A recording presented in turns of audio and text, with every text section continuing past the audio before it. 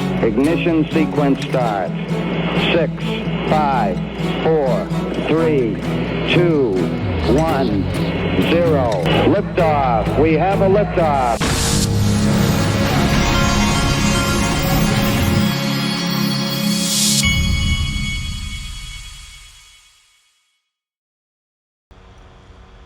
Hey everybody, this is the Digital Asset Investor. I have is this my third cup of coffee? By the way, am I the only person whose kids constantly keep losing the chargers for their phones, and they're always coming in here asking me for another? They need another charger. They either lost it or they can't find it or whatever.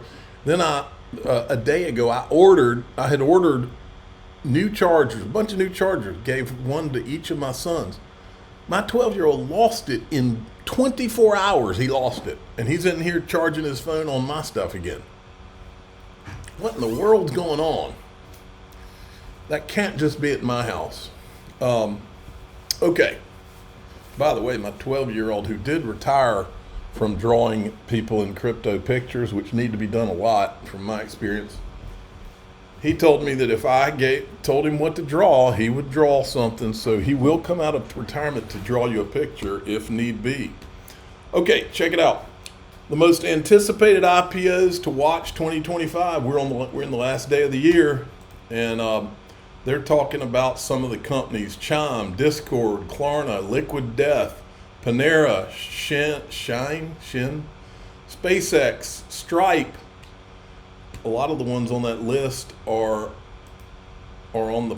been on the platform on link to. I don't know if they are now. There's Liquid Death right there.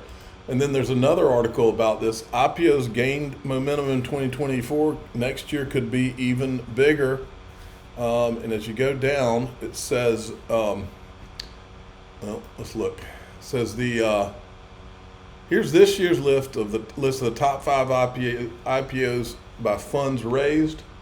Lineage, Viking Holdings, let's see, don't miss this month's top 5 trending.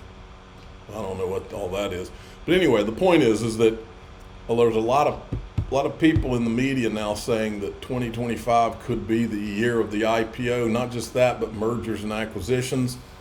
Link2 is my sponsor. I do own private equity on their platform, linqto.com, where you can go and apply, find out if you're accredited.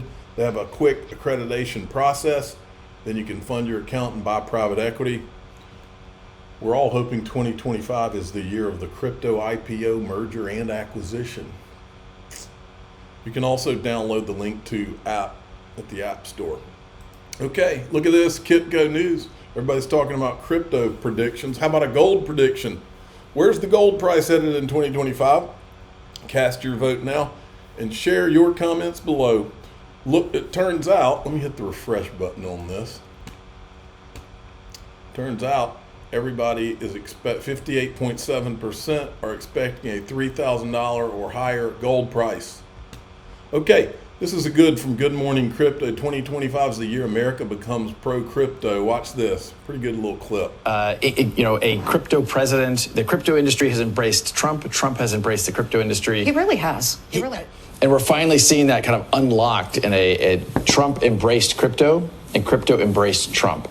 And I think I think it's clear that Donald Trump embraced crypto and crypto embraced Donald Trump. Instead of attacking industries of the future, we will embrace them, including making America the world capital for crypto. We're embracing the future with crypto and leaving the slow and outdated big banks behind. I think so. We're going to do something great with crypto because we don't want China or anybody else, not just China, but others are embracing it. And we want an unbelievable champion of crypto. Again, it's coming. Everybody knows it's coming. And the people who don't embrace it early are going to ultimately lose. The report said that the team was vetting candidates to serve in such a role after Trump has staged his embrace of the industry. Okay, that'll get you going. Then Rob Cunningham had put this chart out, and I said, we survived. I know of companies in crypto whose slogan was survive to 2025. We have survived to 2025, and in my opinion, that's just the beginning, and Rob's chart kind of illustrates this. Crypto investing's C19 to 2030. Blockchain business value forecast from 2018 to 2030. Phase 1, irrational exuberance. That was all the way through 2021. Then 2022 to 2025 is phase 2, larger focused investments, many successful models. Phase 3, global large-scale economic value add from 2027 to 2030, or really 2025 to 2030. And just keep in mind, from all the way from 2013 until 2025, we've had an unfriendly government to crypto all that time. We did have a Jay Clayton SEC regime who gave Bitcoin and Ethereum a quasi-regulatory free pass so that all their friends could get rich. But besides that, they've given us absolutely nothing. Well, that Hinman did give everybody the Dow report too. But you see the point. XRP Unleashed, the original name of the documentary, is kind of says it all. Okay, Brad Combs yesterday had John Deaton to go give an update on the XRP lawsuit and what could happen going into 2025. Here's John Deaton and Brad. Right, so if the Second Circuit decision is a much more powerful decision than Rakoff or Torres, and then of course you go up higher and the Supreme Court is the supreme law of the land. But what happens is in a district court case, especially here we have the same district, the Southern District of New York, where people consider these two competing decisions. So I wouldn't count on the case being dropped. And that doesn't mean it's a bad thing, because Congress is not very apt at making rules, right? We know how slow they are. And you got to remember, everybody's got to remember, Trump has the presidency, he has the House, and he has the Senate. But then there's midterms. And historically, they lose one, the presidency will lose one of the Senate or the House, and then you get more gridlock. So they have 2 years to get this stuff done. And so if they don't get it done, if it looks like they're going to get legislation, stablecoin legislation, and let's say there's legislation that's going to put digital assets under the jurisdiction of the CFTC, and that they're going to come out with some kind of, rules of the road as for what's a security, what's a commodity. If they confident that's going to happen, then yes, I could see the case being dropped, right? And a stall of all crypto legislation, enforcement. But if they don't think that that's going to happen, then the best possible way of getting clarity is going up to the Supreme Court, because the current makeup of the Supreme Court, listen, there's a lot. Okay. Now, so John's basically saying, well, I think if you read between the lines on this clip and the next one I'm going to show you from Brad Combs, if you read between the lines, the XRP case not being dismissed might be the best thing. John kind of said it there. Now listen to this. This is the same. If we see the SEC case drop against Ripple and the Judge Rakoff case remains, you could see an outcome like this. Same thing for me. Here's my hot take. Hit me. SEC gets their ass kicked in the Ripple case. Absolutely get their ass kicked in the Ripple case. But the ruling comes out in such a way that XRP is alone cleared as a non-security in the United States. Wow. Because that, in fact, with the Judge Rakoff case, and if the SEC versus Ripple case is simply dismissed or dropped, that's exactly the outcome we're going to have until legislation is passed. Now add this to the mix. If President Trump follows through that U.S. cryptos are no capital gains tax, which makes sense for XRP because it's used for payments. You wouldn't want people paying cap gains on payments. That's why I know it's money. But if Bitcoin doesn't reveal the ruse of hiding up who the 4 Satoshis are, when we know, in fact, the Department of Homeland Security knows exactly who they are, and they continue to act like and pretend that they don't know where Bitcoin came from, then Bitcoin's not going to be cap gains free because we don't know where it came from. Uh-oh. Okay, and then Stuart Alderati this morning put this out. Let's hope these principles won't need repeating in 2025 and beyond. 1, SEC only has jurisdiction over security transactions. 2, selling a gold bar with a contractual right, title, or interest in my gold mine, likely a security transaction. 3, selling that same gold bar with without post-sale rights or obligations, just an asset sale. The SEC can't police it. 4, the SEC's reach doesn't expand based on self-serving view of who it thinks is more deserving of the disclosures. 5, a token is never a security, although it can be the subject of a security transaction. And number 6, which is ETHgate, the notion that a token can evolve from a security to a non-security is a made-up fallacy with no footing in the law. It was made up by Lowell Ness, Andreessen Horowitz's attorney, in his safe harbor proposal, and then it became the Hinman Ethereum free pass speech. Now, as long as we're talking about that, here's the most interesting part of ETHgate that I am dying to find out. As you know, Andreessen Horowitz was an early investor in Ripple. So here it is. This is a John Deaton tweet from, did I go past it? Let me go back. Certainly is what it starts with. Okay. Why does it keep disappearing? Let me go to the top. I don't know why it disappears. Well, anyway, I'll go back and we'll read it from here. Certainly the second largest crypto asset would be represented in the industry group, but according to Charles Gasparino and Eleanor Terrett's reporting, Ripple was not invited by Chris Dixon to be a part of this industry group. That's the group that was meeting with the SEC that created the free pass that the speech he eventually gave. This is what I want to know more than anything, folks. I'm dying to know. At the end of the ETHgate saga, I sure hope we find out the question to this. Why would Chris Dixon.eth, which is in his name on Twitter or X, sorry, why would he's at A16Z, not invite Ripple to the SEC meetings with consensus? XRP was a top 3 digital asset. It had passed Ethereum at some point around that time. A16 was an investor in Ripple. I'd love to be a fly on the wall when Brad Garlinghouse found out about that meeting.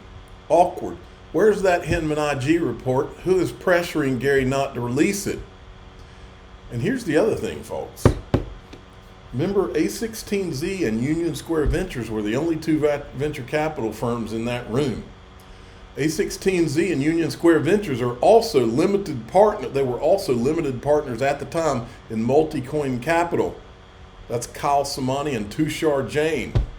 Those are the 2 guys besides Mike Novogratz who also obviously had knowledge of what was going on at the SEC, because he bet dimes to donuts exactly what eventually happened, where he bet dimes to donuts that, yeah, Ethereum was a security, but now it's not, would basically be what the SEC came out with, which is what they did. And he said it about 8 days before the Hinman speech. Well, these 2 guys from Multicoin Capital just happened to have limited partners in Andreessen Horowitz and Union Square Ventures, who were both in the room, and they ran out somewhere around that time and started bragging about shorting XRP, and how they were shorting it because they thought out of all the thousands of cryptocurrencies, they just thought this one had a good chance of being sued by the SEC.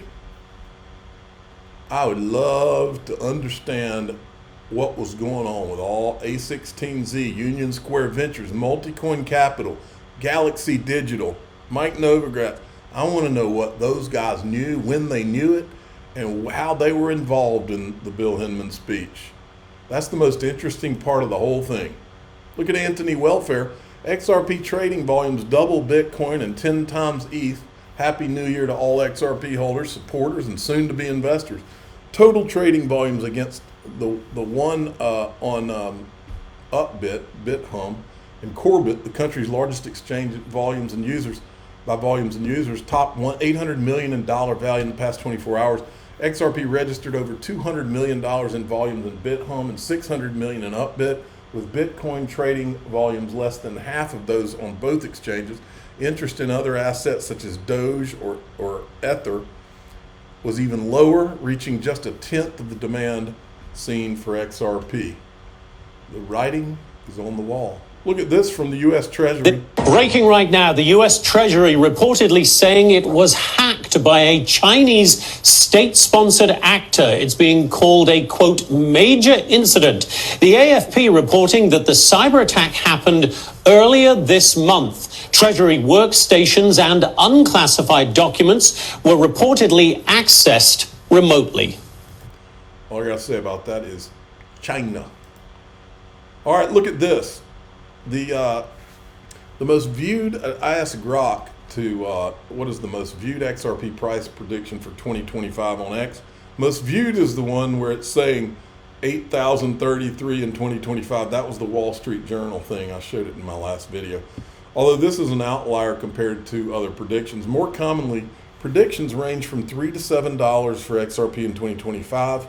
There are also more optimistic posts suggesting it could hit $15 to $20. This is where I'm at right here, because that would put XRP where it should have been if the SEC lawsuit had never happened. Or even as high as $100 to $1,000 under specific conditions, like a utility run. I believe this is coming. I just don't know if it's 2025 or beyond. Or at least minimum this is coming. But I think it's going to be more than that. Okay, I want to finish here before we go into DAI XRP. Remember, today is the last day for you to deal with the IRS safe harbor statement that you need to do.